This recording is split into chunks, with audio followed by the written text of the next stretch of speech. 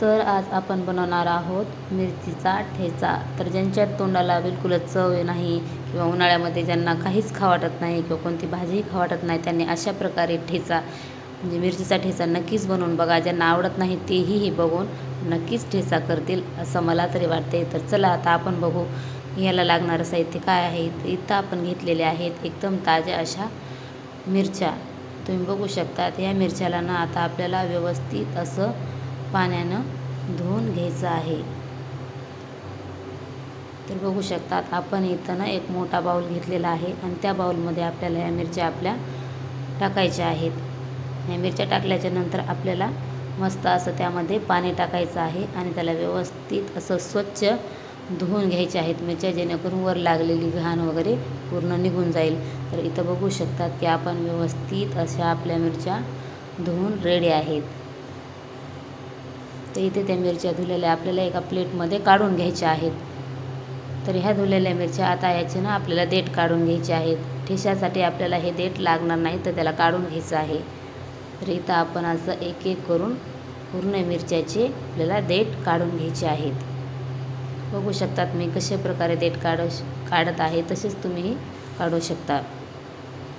तर इथं बघा आपण पूर्ण असे मिरच्याचे देठ काढलेले आहेत.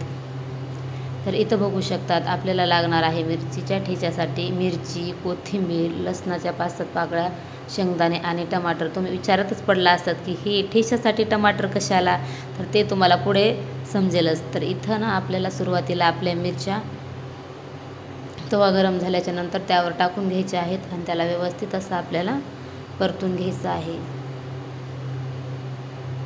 तर ही मिरची परतताना ना आपल्याला त्यामध्ये 1 किंवा 2 चमचे तेल टाकायचं आहे, जेणेकरून आपल्या मिरच्या व्यवस्थित अशा आतपर्यंत भाजल्या जातील. तर तुम्ही बघू शकता इथे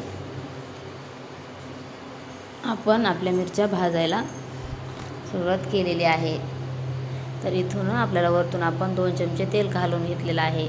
हे तेल घालण्यामागचं एकच कारण आहे की आपल्या ह्या मिरच्यानं व्यवस्थित अशा आतपर्यंत खरपूस भाजल्या जातील आणि आपला ठेचा खायला एकदम असा टेस्टी लागेल. तर बघू शकता आता ना ह्याला आपल्याला व्यवस्थित असं हलवून घ्यायचं आहे. म्हणजे हलवल्याच्या नंतर आपल्या मिरच्यांना सर्व बाजूने व्यवस्थित अशा भाजल्या जातील. तर थोड्या वेळानं ना ह्याला आपल्याला व्यवस्थित असं हलवून घ्यायचं आहे. तुम्ही बघू शकतात की आता आपल्या मिरच्या भाजायला चालू झालेला आहे.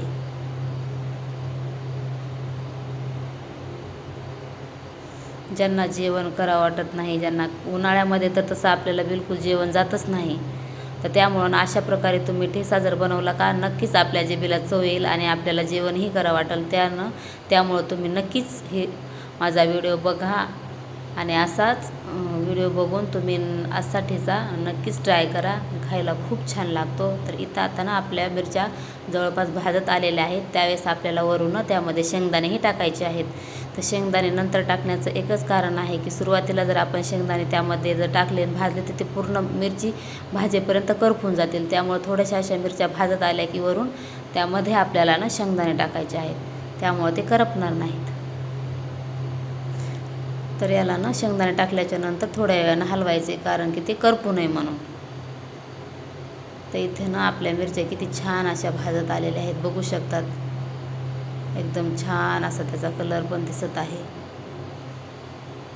अशा व्यवस्थित मिरच्या भाजल्याच्या नंतर ना ठेचा खूप जास्त चविष्ट लागतो. आणि त्यामध्ये शेंगदाणे असल्यास तर आणखी. आणि हे शेंगदाणं ना आपल्याला कशामुळे टाकायचे आहेत की आपल्या ह्या मिरचीच्या ठेच्याची चव आणखी जास्त वाढेल. तर इथं यामध्ये ना आपल्या लसणाच्या पाकळ्याही घालून घ्यायच्या आहेत आणि चवीनुसार त्यामध्ये आपल्याला मीठ पण टाकायचं आहे.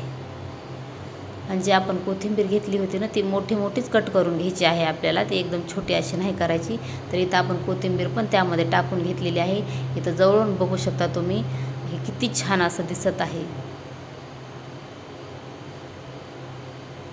बघू शकतात आपल्याला ना दाखवते ना त्याचप्रमाणे आपल्याला एकदम अशा मिरच्या व्यवस्थित भाजून घ्यायच्या आहेत. हे पूर्ण व्यवस्थित भाजल्याच्या नंतर ना खूप जास्त आणखीही ठेचा आपला जास्त चविष्ट होतो. तर इथे ना आता आपल्याला ना आपल्या ह्या व्यवस्थित अशा मिरच्या भाजलेल्या आहेत.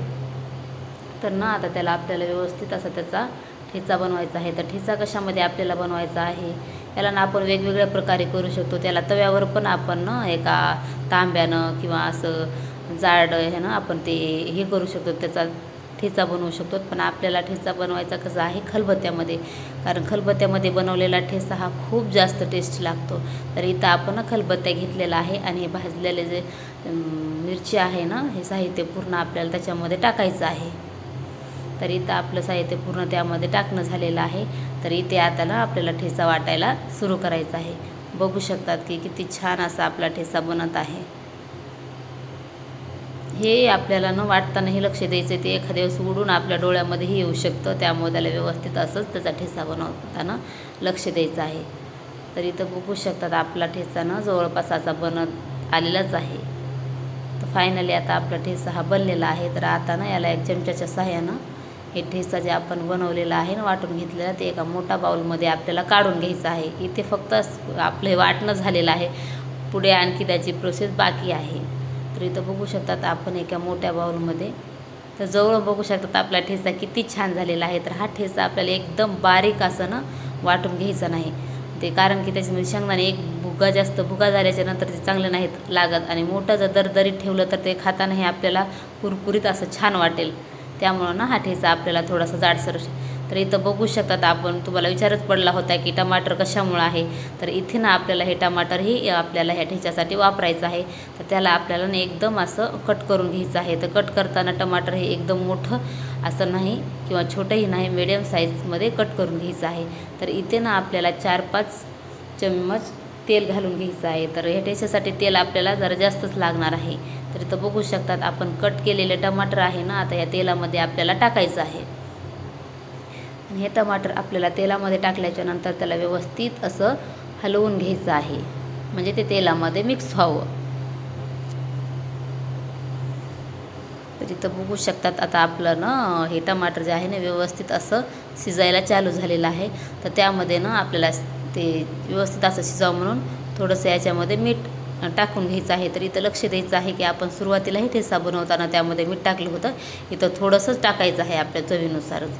तर इथं आपलं टमाटर ना आता व्यवस्थित असं शिजलं गेलं आहे. तर त्यामध्ये आपण तयार केलेला ठेचा टाकून घेणार आहोत.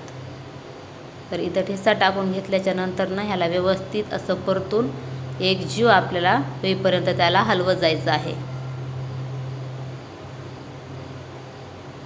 हे टमाटर टाकण्याची आयडिया ही काही वेगळीच आहे, पण अशा पद्धतीनं जर तुम्ही बनवून बघितलं ना तर ठेचा खूप जास्तच लागतो. आम्ही तर कंटिन्यूमध्ये असंच ठेचा बनवतो, आम्हाला खूप जास्त असं आवडतं. आणि आम्ही बनवलेला ठेचा खूप दिवस राहतही नाही. तुम्ही नक्कीच एकदा अशा प्रकारे ट्राय करून बघा, काहीतरी नवीन. तिथं बघू शकतात की आता आपला ठेचा ना तयार झालेला आहे आणि ते एका मोठ्या बाउलमध्ये आपल्याला ना काढून घ्यायचं आहे. तर इथं तुम्हाला मी जवळून दाखवते, आपला ठेचा किती छान असा दिसत आहे. बघूनच तोंडाला पाणी सुटलेलं आहे. सगळीकडून मी तुम्हाला दाखवत आहे. असं एकदम बारीकही नाही, मोठाही नाही, एकदम दरदरीत असा छान आपण ठेचा इथं बनवून घेतलेला आहे. तुम्हाला जर माझे व्हिडिओ जर आवडत असतील तर माझ्या ना व्हिडिओला लाईक, शेअर आणि सबस्क्राईब करायला विसरू नका. तर लवकरच भेटू आपण आपल्या नवीन व्हिडिओमध्ये. तोपर्यंत सगळ्यांना बाय बाय.